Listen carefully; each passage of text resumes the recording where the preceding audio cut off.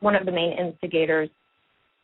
Those parents, the thing is, that girl was the daughter of a prominent police officer in the town.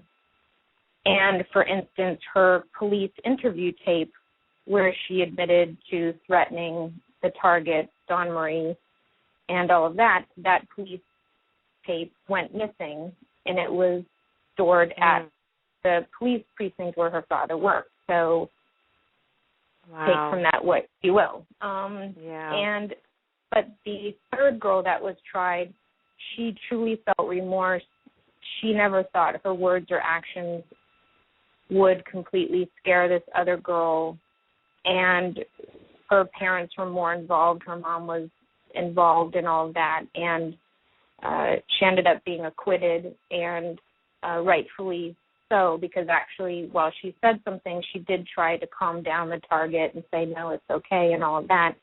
And so, again, though, you can actually see the difference that having a parent who's supervising the issue assist in the matter instead of covering up for the kid or whatever, like happened with the one girl. Or just being in denial, Right, and so many parents, too, will be angry about it and be like, oh, how dare you accuse my child, my kid of bullying, and instead of acknowledging it and looking at what's going on.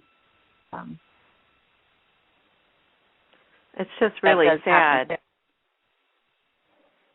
Yeah, it is. It's just really sad because, there's a lot of parents I know personally, well, not a ton, but I mean, I hear other stories too, that will be in denial that their children can do any wrong. And I've never understood that because I'm the complete opposite.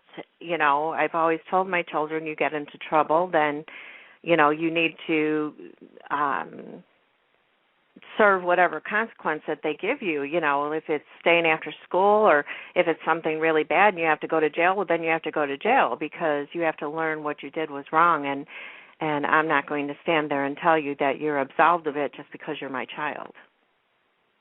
Right, and any parent that does not hold their child accountable is not doing their son or daughter any favor. Right. It's important to hold them accountable so they can learn and not keep repeating the same patterns, and to know that their words and actions can have serious effects. Exactly. Otherwise, they will not be great adults. I mean, they'll just keep repeating themselves over and over, in some way or shape or form to do whatever they feel that they want to do and when they want to do it, and they're not going to listen to authority or rules. And they're going to end up in jail sooner or later. That's absolutely correct. Well, you did a lot of research while directing this film, and you spoke with educators and law enforcement and students and political leaders. What did you learn that stood out to you that you did not know about prior to doing the research? One thing that I've found that is widespread throughout the U.S. and Canada and other countries is that the juvenile laws, the state statutes, have not caught up to the adult laws. For instance, if an adult said to another adult in the workplace, on Friday after work, I'm going to meet you in the parking lot, beat you up and kill you. Well, in the adult workplace, right, the person who's being threatened would notify law enforcement, and the person making those threats could be arrested potentially on a felony charge, which is called making a terrorist threat. If the threat is, yes, they intended to instill fear and intimidate the other person. Yet, when a 15-year-old or 16-year-old or anyone under 18 says to another teen, Monday after school, I'm going to meet you in the parking lot, beat you up and kill you, people will just sort of go, oh, well, that's quote-unquote just bullying.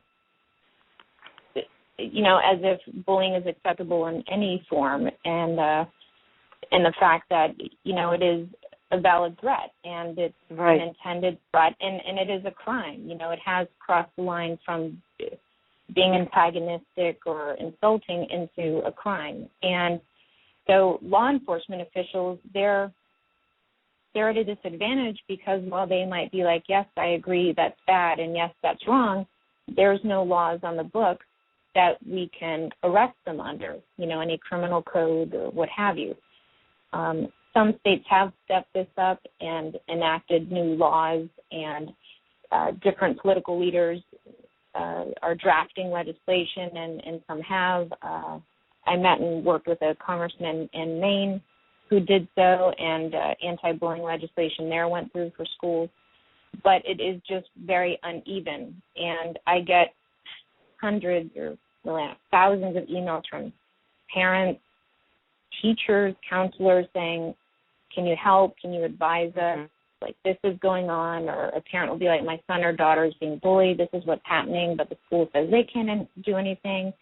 And then, of course, next is, well, can you go to law enforcement? And they'll be like, well, they said they can't do anything. And, in some instances, like I said, they can, but in many instances they can't. And so to me, through my research, that's been one of the major things. And I try to address that and speak about that and reach out to political leaders and help where I can in doing events to bring attention to that fact. I don't know why it's not a law by now across the whole U.S. I mean, with so many instances of bullying kids, and then that child gets fed up and goes into school and shoots up the school and kills how many people because that person is at their wit's end, and that's the only thing that they feel that they can do to correct a wrong that's been never taken care of by the school system or maybe even a parent, and definitely by our law. Exactly. And like at the beginning of Bullies and Friends, I sort of show a montage of different kids and things that have happened because of bullying, and we address the fact of school shootings. That it's horrible enough that kids get beat up, assaulted, battery, and people say that's bullying. And it's, of course, horrific with the suicides, which now is the term is called bullycide, when someone kills himself due to bullying. But people need to also see that some of these school shootings are attributable to bullying, as you mentioned, right, because they're getting bullied, and they see that as the only way to release their frustration and anger. And right, it's interesting to me, for instance, when I went to college, there were courses in college about human relations and how to communicate better and all of that. And I thought, well, isn't that strange that in high schools, middle schools, elementary schools, those classes are not there? They can learn how to add, subtract, read, all that, but they have no knowledge of how to interact, communicate, express themselves if they have an issue with someone, in an effective way. And that is something, too, that I wish with state school budgets and all of that and the federal system for schools, that those programs be put into place, whether you want to call them anti-bullying programs or communication programs. Like in my film, one of the girls brought to trial for bullying, the one who was acquitted, she spoke a little bit to that, saying, I wish I had communicated better. I wish I realized what I said and how I said, and I should have said it to her face and not over the phone or texting or any of that. And she goes, that would have helped. And so she kind of addresses that fact that she said, if I had known and could have communicated better, potentially Dawn Ray would not have hung herself because of me and put my name in her suicide note. Wow. That's something she's got to live with the rest of her life as well. And I hope that she will move forward and help do what you're doing and enlighten other students, being a spokesperson and going to the different schools until we can get something in the schools that would be a class or even just an auditorium kind of thing where they show your film and talk about it afterwards. Right, and I applaud the many schools that have reached out to me and contacted me. I've had schools contact me from, I think last I kind of counted was over 13 countries, such as South Africa, Australia, United Kingdom, the Netherlands, and wanting to get this film and a program there, like not just show the film, but have me come out and speak about it because, of course, anytime I do show preview screenings of the film where we've shown extended segments or what have you, there's always a multitude of questions, what happened to this person in the film, and all of that. So they like for me to come out and attend, and at the schools where I've been able to go out and speak at, have had the time, and they've been able to get me out there. It's really just been tremendous, and it's really helped the kids and all of that. At one of the schools I was at, we did, actually it was like sort of a community-wide thing in Arizona, and over the course of 2 days, I think we showed the film maybe 5 times or something to different middle schools and high schools. They brought them all into the one area. And the next day when I was flying back to California, one of the school administrators emailed me and said, wow, like the next day after the film screenings, the lines were down the hallways from kids wanting to talk to the counselors and stuff. Yeah, and that was their quote, like down the hallways. So that really meant a lot to me. And like I said, I appreciate that those schools that are being proactive.